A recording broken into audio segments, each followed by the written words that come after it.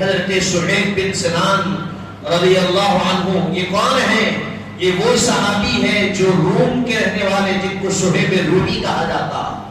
یہ صہیب رومی اپنا سب کچھ چھوڑ کر روم سے مکہ آئے، اور یہ وہ صحابی ہے جو ابتدائی دور میں اسلام قبول کرنے والے، یہ وہ صحابی ہے جن کو ابتدائی دور میں ستایا گیا، تکلیفیں دی گئی، ظلم اور بربریت کے پہاڑ ان پر توڑے گئے۔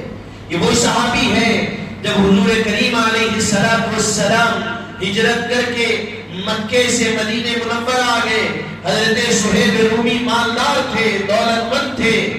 جب ہجرت کا وقت آیا تو لوگ روکنے لگے مکے کے مشرکین۔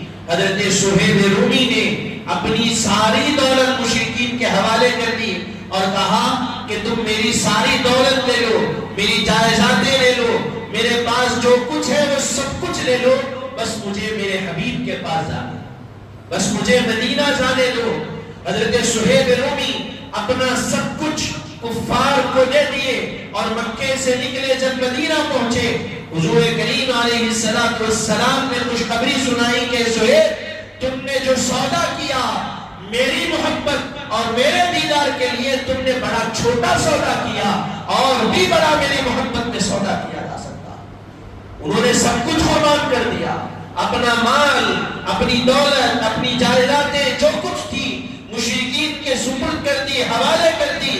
اور جب مدینہ آئے تو حضور خوش ہو کر فرما رہے ہیں کہ صہیب تم نے جو میرے دیدار کے لیے سودا کیا ہے، اچھا بھی سودا ہے لیکن بڑا چھوٹا سودا تم نے کیا۔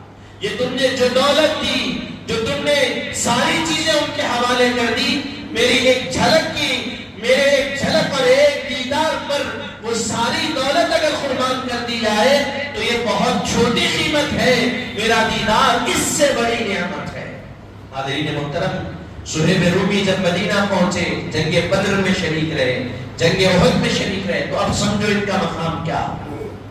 یہ وہ مقام والے صحابی رسول ہیں۔